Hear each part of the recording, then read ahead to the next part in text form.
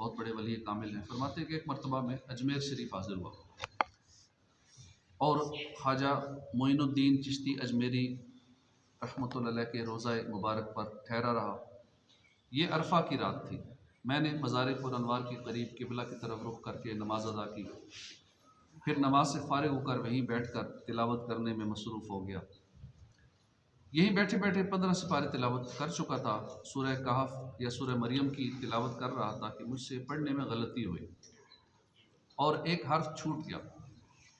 مجھے چونکہ غلطی کا احساس نہیں ہوا، میں آگے پڑھنے لگا تو مزار پر انوار میں سے آواز آئی کہ یہ حرف آپ چھوڑ گئے، اس کو دوبارہ پڑھو۔ میں نے اس مقام سے دوبارہ پڑھا۔ اب آواز آئی کہ عمدہ پڑھتے ہو، خلف الرشید، یعنی اے اچھے بیٹے ایسے ہی کرتے ہیں۔ بابا فرید فرماتے ہیں اس کے بعد میں تلاوت کرتا رہا۔ جب میں تلاوت مکمل کر چکا تو میں نے رو رو کر دعائیں کی۔ مجھے یہ خوف کھائے جا رہا تھا کہ نہ جانے میں بخشے ہوں میں سے ہوں یا نہیں ہوں۔ اس ڈر کے سبب میں رو رہا تھا کہ اچانک مزار پاک سے آواز آئی، مولانا جو شخص یوں نماز پڑھتا ہے وہ بخشے ہوں میں سے ہے۔ سبحان اللہ، یہ ہے شان اولیاء۔ ان کا دنیا سے جانا اور ہے اور ہم جیسے گناہ گاروں کا مرنا اور ہے۔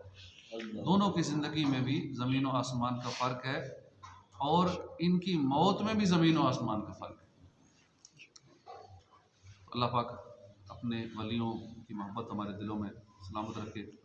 ہم جیسے گناہ گاروں کی موت اور ہے اور ان اللہ والوں کا دنیا سے جانا اور ہے۔ اب وہ لوگ جو یہ خیال کر لیتے ہیں کہ اولیاء کرام بھی ہم جیسے ہیں، ان میں اور ہم میں کوئی فرق نہیں ہے، ان کو آیت کریمہ جو 25ویں پارے میں سورہ جاثیہ کے آیت نمبر 21 پر غور کرنا چاہیے۔ فرمایا کہ وہ کیا ہی برا حکم لگاتے ہیں، یعنی کتنے بے عقل ہیں، احمق ہیں، کتنا برا حکم لگاتے ہیں، کہاں گناہ گار اور نافرمان لوگ، کہاں وہ بلند رتبہ اولیاء کرام۔ اللہ کے پیارے بندے ہرگز برابر نہیں ہو سکتے، ان میں اور گناہ گاروں میں اتنا ہی فرق ہے جتنا زمین و آسمان کا فرق ہے۔ اس لیے ہمیں چاہیے کہ اولیاء کرام کے ساتھ اپنی محبت اور عقیدت کی بنیاد عقل پر نہیں بلکہ عشق پر رکھیں، کیونکہ ولایت سراپا محبت ہے، یہ کبھی بھی عقل سے سمجھ نہیں آ سکتی۔ عقل کو تنقید سے فرصت نہیں، عشق پر اعمال کی بنیاد رکھ۔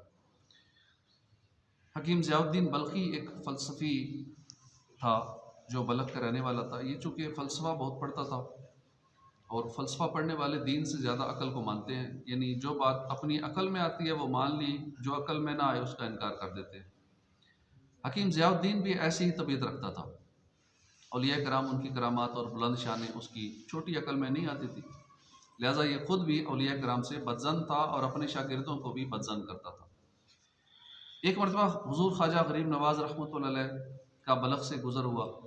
آپ نے جنگل سے گزرتے ہوئے ایک جانور کا شکار کیا اور ایک درخت کے نیچے تشریف فرما ہوئے خادم کو حکم دیا کہ آگ جلا کر جانور کو بھوننا شروع کرے۔ خود نماز میں مصروف ہو گئے۔ اتفاق سے ضیاء الدین فلسفی بھی ادھر آ نکلا۔ حضور خواجہ غریب نواز نماز سے فارغ ہوئے، خادم نے بھونا ہوا جانور پیش کیا۔ خواجہ حضور ضیاء الدین فلسفی کو بھی آپ نے دعوت دی۔ اس نے جیسے ہی اس بھونے ہوئے جانور کا گوشت اپنے منہ میں رکھا تو دل کی دنیا زیر و زبر ہو گئی۔ فلسفے اور عقل پرستی کی جو تاریکی دل پر چھائی ہوئی تھی وہ اترنے لگی اور اس کی جگہ معرفت کے انوار پھوٹنا شروع ہوئے۔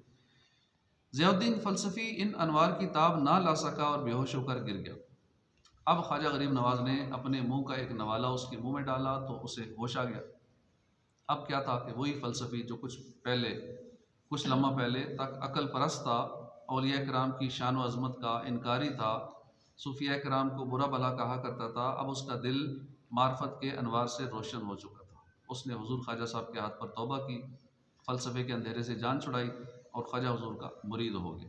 اولیاء کرام کی نرالی شانیں ہیں۔ جو عقل پرست رہتا ہے شیطانی وسوسوں میں آ کر ان کا انکار کرتا ہے، اولیاء کرام کو اپنے آپ پر قیاس کرتا ہے، ایسا شخص بہت احمق ہے، بہت برا حکم لگاتا ہے۔ اس لیے ہمیں چاہیے کہ اولیاء کرام کو کبھی بھی خود پر قیاس نہ کریں، انہیں اپنے جیسا نہ سمجھیں، بلکہ ان کی جو شانیں قرآن و حدیث میں بیان ہوئی ہیں، ان کی کرامات جو صدیوں سے علماء کرام بیان کرتے اور کتابوں میں لکھتے آ رہے ہیں، ان پر یقین رکھیں اولیاء کرام کی محبت دل میں پالیں، اسے بڑھائیں، اور کبھی بھی ان بلند رتبہ ہستیوں کے متعلق شکوک و شبہات کا شکار نہ ہوں، اور ایسے لوگوں سے بچیں جو اولیاء کرام کے بارے میں کوئی ایسی باتیں کرتے ہیں، اس پاک کے بارے میں باتیں کریں گے، دیگر ولیوں کے بارے میں اس طرح کے کلام کرتے ہیں، تو ایسوں کی صحبت سے بچنا چاہیے۔ اللہ پاک توفیق عطا فرمائے۔ الحمدللہ رب العالمین۔